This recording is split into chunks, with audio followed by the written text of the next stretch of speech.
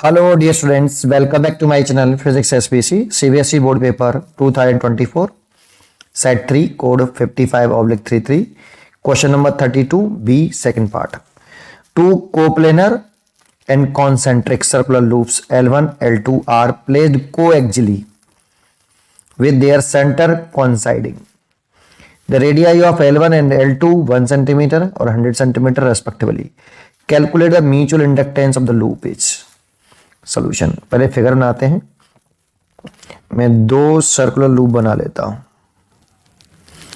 एक तो बड़ा और एक छोटा, और दोनों के सेंटर ओवरलैप करने चाहिए और कोप्लेनर होने चाहिए, मतलब एक ही प्लेन में लाई करने चाहिए। ठीक है, इसकी रेडियस में स्मॉल आर मान लेता हूं। स्मॉल आर में लिख लेता हूं, ये कौन सी है, L1 है ये, और इसकी रेडियस रखिए 1 सेंटीमीटर, ये L1 वाले की। ठीक है, और कैपिटल आर मान सॉरी कैपिटल आर मान लेता हूं ये, और इसकी वैल्यू रखिए 100 सेंटीमीटर, और ये लूप 2 ले लेता हूं L2। ठीक है, म्यूचुअल इंडक्टेंस पूछ रहा है आपसे, तो म्यूचुअल इंडक्टेंस पूछ रहा है कि इन दोनों का म्यूचुअल इंडक्टेंस कितना है।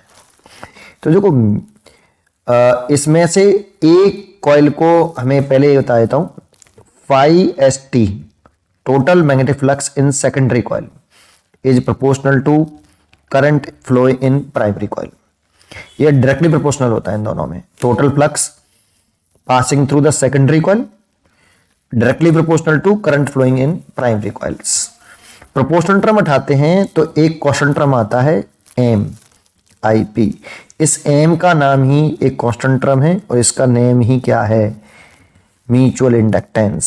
इसी की वैल्यू हमें निकालनी है, म्यूचुअल इंडक्टेंस, इसी को हमें कैलकुलेट करना है। तो m कैलकुलेट करने के लिए आपको phi s total flux in secondary coil find out करना है ऐसे।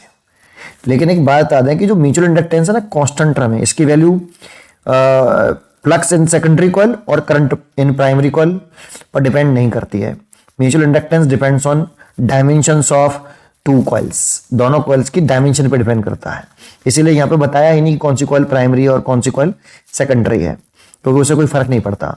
लेकिन हम हमेशा प्राइमरी कॉइल ऐसा माने जिससे सेकेंडरी कॉइल से फ्लक्स निकालना आसान हो। तो किसको प्राइमरी मानने से सेकेंडरी कॉइल से फ्लक्स निकालना आसान हो जाएगा, क्योंकि हम सेकेंडरी कॉइल से फ्लक्स निकाल लेंगे और यहां पुट कर देंगे, तो म्यूचुअल इंडक्टेंस कैलकुलेट हो जाएगा बेटा आपका। तो देखो, इसको प्राइमरी मान लें IP, इस वाली को मैंने प्राइमरी मान लिया और इसमें मैंने करंट फ्लो करा दिया, प्राइमरी में करंट फ्लो कराना है। और सेकेंडरी इसको मान लेते हैं, इसको सेकेंडरी मान लेते हैं, और इससे हम वो मैग्नेटिक फ्लक्स निकाल लेते हैं बेटा। तो पहले प्राइमरी की वजह से सेंटर पर मैग्नेटिक फील्ड निकालो। अगर फ्लक्स निकालना है सेकेंडरी कॉइल से तो प्राइमरी की वजह से सेकेंडरी सेंटर पर मैग्नेटिक फ्लक्स निकाल लो आप। सेंटर पर मैग्नेटिक फ्लक्स है ना, मैग्नेटिक फील्ड निकाल लो, सॉरी। तो magnetic field intensity at a centre due to primary coil, जो कि हमने L2 को माना है। तो इसकी कारण कि इस वाले पॉइंट पर मैंने मैग्नेटिक फील्ड निकाल लिया, B is equal to μ0/4π। Circular loop है, सर्कुलर लूप के सेंटर पर मैग्नेटिक फील्ड का फॉर्मूला हमें याद होना चाहिए, 2π IP, और इसकी रेडियस कितनी है सर्कुलर लूप की, बड़े वाले की कैपिटल R। ये अच्छा, कुछ स्टूडेंट को ऐसे याद होता है, ये काटने के बाद याद होता है, कुछ को ऐसे याद है और कुछ को ऐसे काटने के बाद μ0 IP बटे कितना 2R। ये सेंटर पर मैग्नेटिक फील्ड हो गया इस जगह पर। डायरेक्शन चेक कर लेते हैं, राइट हैंड लीजिए और अपनी फिंगर को करंट की डायरेक्शन में घुमाइए, ऐसे थंब ऊपर आ रहा है तो ऊपर की तरफ आ रहा है, तो ये जो मैग्नेटिक फील्ड है ये प्लेन के परपेंडिकुलर ऊपर की तरफ है। इस जगह पे सेंटर पर मैग्नेटिक फील्ड है बेटा, ये B सेंटर पर है। ठीक है सर, निकाल ली। अब सेकेंडरी कॉइल से फ्लक्स निकाल लें, टोटल फ्लक्स निकालें, क्योंकि यहाँ पे नंबर ऑफ टर्न्स के बारे में कोई जानकारी नहीं दे रखी, तो एक ही टर्न कंसीडर करके चल रहे हैं, है ना। तो secondary magnetic flux through secondary coil जो कि हमने L1 मानी है। Phi S total is equal to B A cos theta. यहाँ थीटा जो होता है ये एंगल बिटवीन मैग्नेटिक फील्ड की direction and direction of area vector होता है। पहले इसी पे चर्चा कर लेते हैं, डायरेक्शन ऑफ एरिया वेक्टर। तो इसमें एरिया की डायरेक्शन देखें। अच्छा, ए की बात कर लेता हूं पहले। ए क्या है? ये area in the loop where magnetic field is present. ये लूप का वह एरिया होता है जिसमें मैग्नेटिक फील्ड प्रेजेंट है। तो ये जो मैग्नेटिक फील्ड है तो सेंटर पर है बेटा, और हमें एरिया फ्लक्स निकालना है सेकेंडरी कॉइल से। तो सेकेंडरी कॉइल का हम ये पूरा एरिया ले लेंगे बेटा। पर इंपॉर्टेंट है कि सर इतने एरिया में तो मैग्नेटिक फील्ड है ही नहीं है, ये तो मैग्नेटिक फील्ड सेंटर पर बस केवल। तो ये जानते हो यहां पर ये जो दे रखा है ना, ये बहुत काम का है। आर बहुत बड़ा है as compared to small R. ये आर बहुत बड़ा है। अगर बहुत बड़ा होगा स्मॉल आर से, तो हम ये मान के चल रहे हैं कि ये कैपिटल आर है और ये जो स्मॉल आर है ये बहुत छोटा है। ऐसे ये स्मॉल बहुत छोटा है, इतना छोटा है, स्मॉल आर की वैल्यू इतनी छोटी है कि सेंटर वाले मैग्नेटिक फील्ड को हम इस पूरे एरिया में यूनिफॉर्मली डिस्ट्रीब्यूट मान सकते हैं।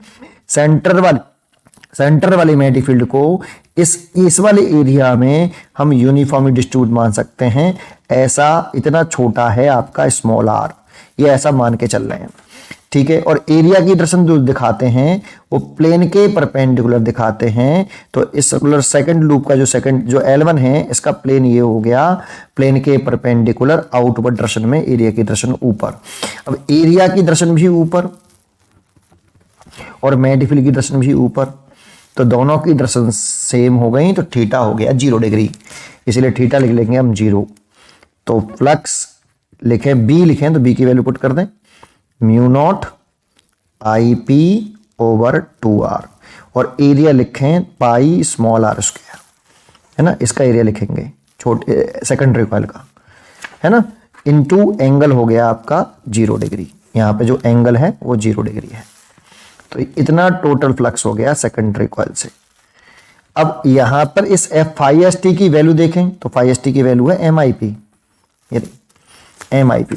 तो एम आई पी है तो यहां पर लिख देंगे एम और I P is equal to mu 0 I P pi R square, cos 0 की वैल्यू 1 हो जाएगी ओवर 2r। इस आई पी से ये आई पी कैंसिल हो जाएगा, तो म्यूचुअल इंडक्टेंस आ जाएगा एम बराबर mu 0 pi small R square बटे 2 कैपिटल आर। बस डाटा पुट करना है इसमें। म्यू 0 अपॉन 4 पाई की वैल्यू हम जानते हैं 10 की पावर माइनस के 7, तो म्यू 0 की वैल्यू हो जाएगी 4 पाई इंटू 10 की पावर माइनस के 7।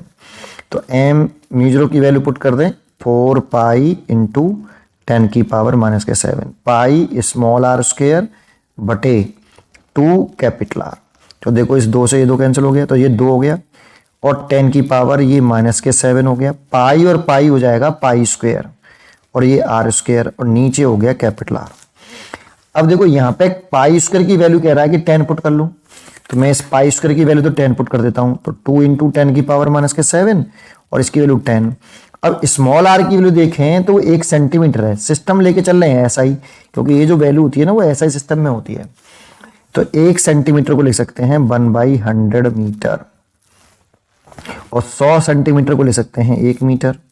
1 मीटर में 100 सेंटीमीटर, तो सेंटीमीटर में निकालेंगे तो 1/100 मीटर हो जाएगा। तो स्मॉल आर की वैल्यू तो पुट करिए आप 1/100, तो 1/100 इसका स्क्वायर करें 2 बार, तो 100 इंटू 100, और कैपिटल आर की वैल्यू पुट कर दें 1 मीटर, ये पुट कर दी। अब इसे सॉल्व कर लें तो 1 0 से 1 0 कट गया ये वाला, तो जो कैपिटल एम आया आपका वो 2 इंटू 10 की पावर माइनस के 7, तो ये है ये ऊपर, और देखो 1 2 3, तो नीचे हो गया डिनोमिनेटर में 10 की पावर प्लस के 3, लेकिन ऊपर लेके आएंगे तो ये माइनस के 3 हो जाएगा। इसीलिए एम की वैल्यू आई वो 2 इंटू 10 की पावर माइनस के 10 हेनरी आई। ये म्यूचुअल इंडक्टेंस का फॉर्मूला आ गया ये, ठीक है। तो वैल्यू आ गई 2 इंटू 10 की पावर माइनस के 10 हेनरी। पढ़ते रहिए और खुश रहिए।